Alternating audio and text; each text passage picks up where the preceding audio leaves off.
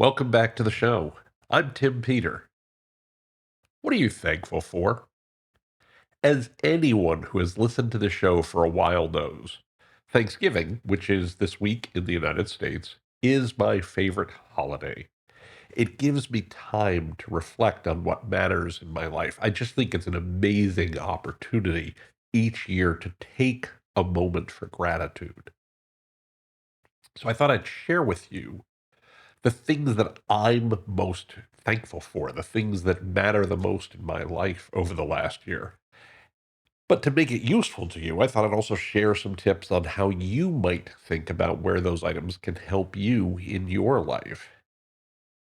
So if you don't mind me skipping a ton of setup this time around, I'm going to dive right in. This is episode 475 of The Big Show, and these are the 5 things I'm thankful for this year. Here we go. For starters, I'm not going to break this list into work items and personal items. That just feels like cheating to me. My work is a huge part of who I am. It matters so much to me. So I don't want to give it short shift. I believe less in work life balance, though that's important, and more in work life integration. How do you make those two things work together properly so you don't get too burned out, but you're also keeping yourself fresh and sharp, right? So, with that said, let's start with number 5 on the list, which is new social media experiences. Social has been changing a lot over the last several years, and it's changing the way I think about social media. Now, not everything I'm about to tell you are new items or new ways to use social. They're also really critical to how I do my work and how I live my life. I don't really go on Facebook very much anymore, and Instagram has never really been my jam. I was always a Twitter guy, at least until Elon destroyed it. What I loved about Twitter more than anything else, though, was its lists feature, which allowed me to curate the content and insights I most wanted to see from the people I most wanted to spend my time with. A lot of what I've been focused on this year is how to recreate that experience and the benefits, both personal and professional, that I gained from my lists in other places. Turns out I've been able to do that to some degree. And the places where I'm spending my time on social these days include Blue Sky, which is sort of like Twitter, but not quite. It's a little less commercial, so I spend more time there personally, but it's still a pretty good site. Reddit, which obviously I bet a lot of you use. The easiest way for me to think about Reddit is that it's not a single social network. It's a whole bunch of them wrapped up in a single place. So it's really more about how do you curate Reddit to be the feed that you need to see. YouTube goes without saying, great place to learn. A biggie for me is WhatsApp and other group chats with some super smart friends. More on those folks in a minute. Email newsletters, and believe it or not, RSS feeds. Talk about not new. I've been subscribed to various email newsletters and RSS feeds for years. You can subscribe to ours in the show notes. But the point is, I've become far more intentional about how I'm using these to curate the set of feeds from sites or newsletters that help me learn and grow about in the topics that I care most about. And of course, LinkedIn. And let's be fair, it's so easy to bash LinkedIn. It can be filled with ponderous amounts of self promotion or absurd amounts of fluff. But if you curate your feed well, and I'll link to some tips that I found useful in the show notes, you can make LinkedIn a far more dynamic, far more interesting, and far more fabulous source of continuous learning. And that brings me to number 4 on the list of things I'm thankful for, which is how easy digital makes it to create an environment of continuous learning. And I'm going to spend some time on this one. As marketers, our world is changing rapidly. It can be overwhelming to try and keep up with all of those changes. I've talked about this before in other podcast episodes, and yes, they're all linked to in the show notes. The toughest thing that I find is where you should learn from. The issue isn't content, we're drowning in that. It's curriculum. It's what is it that I need to know? One of the reasons I teach at Rutgers Business School is because they actually define a curricula. You absolutely can do this too. What I would suggest is that you start with the smartest people you know, the sharpest, the most up to date. Take note of who they cite, what they're reading. Their LinkedIn feeds will often give you this information. They'll tell you about, I just read this great book, or I just was on this fantastic podcast, or learned from this specific thing. You can even search for their name by adding the terms book recommendations or top 5 books to see other places that inspired them. And check their websites to see if they've shared slides from talks they've given or conference keynotes. The structures of those presentations often offers an amazing curriculum of things you can learn. If they have a blog or a podcast, go back and look at some of their earliest content.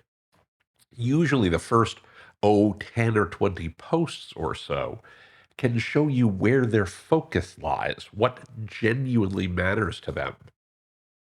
You can also do this in a more robust way.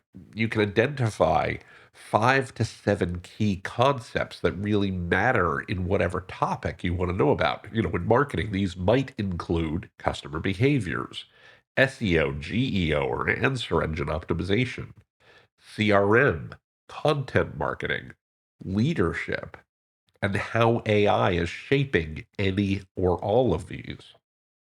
For each of the concepts that you discover, find the best single explanation you can find from 3 different respected experts. Use a Google search for this. Don't just go to AI for this. And I'm going to explain why in a minute. Keep track of what you're finding.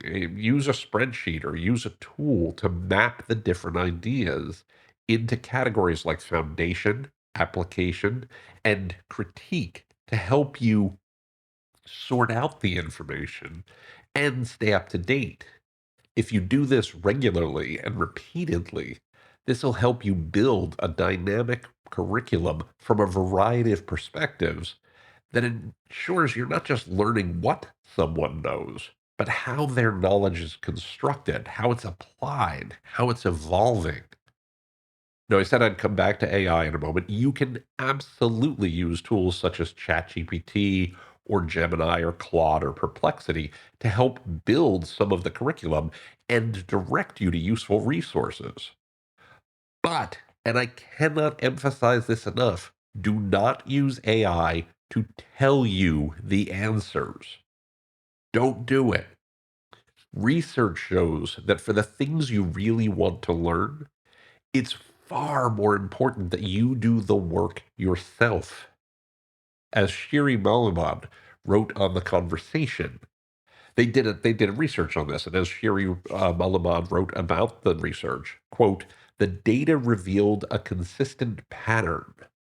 People who learned about a topic through a large language model versus web search felt that they learned less, invested less effort in subsequently writing their advice, and ultimately wrote advice that was shorter, less factual, and more generic. The quote continues. In turn, when this advice was presented to an independent sample of readers who were unaware of which tool had been used to learn about the topic, they found the advice to be less informative, less helpful, and they were less likely to adopt it when the learner used an LLM. Critically, the researchers, quote, found these differences to be robust across a variety of contexts. Now, I'm bullish on the ways AI can help you learn. The key language here, though, is help you, not tell you. Imagine if you owned a robot and asked it to lift weights or do aerobic exercises for you. I mean, sure, it could absolutely pick up heavier loads and it could exercise faster and longer, but your muscles wouldn't improve at all. Quite the opposite. You would atrophy, your muscles would shrink. The same is true for your brain. If you're not doing the work yourself, you're not learning. One of my favorite ways to do the work, by the way, to do the learning, is number three on my countdown, and that is travel. I learn more while traveling than almost anything else I do. Why? For starters, travel exposes me to new places. I do my best to learn a little bit about the history or something cool about everywhere I go, either by reading about it a little bit or by asking folks I run into along the way. That second point is the key one for me and why it matters from a marketing perspective. Quite simply, whenever I'm traveling, I'm talking with people throughout the journey. Those include the people I'm traveling to see, obviously. I also usually have a chance to talk at least for a couple of minutes with Lyft drivers or hotel staff or wait staff at restaurants. And occasionally, not too often these days, but occasionally, random folks on planes or in airports. I want to be clear, I'm super respectful when people are reading or wearing headphones or doing their very best to avoid eye contact with some person on a plane. Right? Nobody wants to be that guy who kept trying to start a conversation and wouldn't take the hint. I also try to keep myself aware of the people around me, and I'm absolutely happy to have a brief conversation if somebody engages and the opportunity arises. Our job as marketers is to make our customers' lives better. And we can't do that if we don't understand people. So we need to make at least a little effort to talk to people from time to time in the wild, in the real world, not just in some controlled focus group or using, say, synthetic audiences on artificial intelligence. Those have their place too. But so much comes from just talking to people when the opportunity presents itself. Speaking of people, people represent both the number two and number one items on my thankful list this year, and frankly, most years. At number two are my clients and my team. Obviously, I love these folks. I'm super thankful, as you might imagine, for the financial success that comes from having a robust client roster and from having a team that helps me keep those clients happy. That's not the part I like most, though, weirdly. Instead, it's that my clients give me the opportunity to do interesting work. That work helps me learn and grow. Sensing a theme here? And even more important than the learning, are the people themselves. There is nothing more fulfilling than seeing the work that I do and that the team does help our clients succeed, help them learn and grow, help their businesses grow. It is deeply, deeply gratifying. And it's the main reason I love the work that I do. I am so lucky to get to do this work, and my clients and my team are the reason that is. And number one on my thankful list, and I kind of do have to separate this out, are my friends and family. To be fair, many clients and many folks on my team are part of this organization, part of this group of friends and family. I'm thrilled that some clients of mine are some of my best friends too. But I could spend hours talking about how lucky I am to be surrounded by the people in my life. In the interest of your time, I'm not going to do that today. It's probably not why you listen to the show. I just want to say that I'm so deeply grateful for the people in my life and what they bring to me every day in terms of lifting me up and carrying me. What I am going to do is encourage you to take a minute after you listen to this episode and let the people that matter to you know how much they mean to you. Believe me when I say, someday you'll be glad you did. There is one last item on my gratitude list, and that is that I'm so thankful for your support. I've said many times that I wouldn't do this show or send out the newsletter or have written my book if it wasn't for you. So thank you so much for all of your support this year and every year. It means the world to me.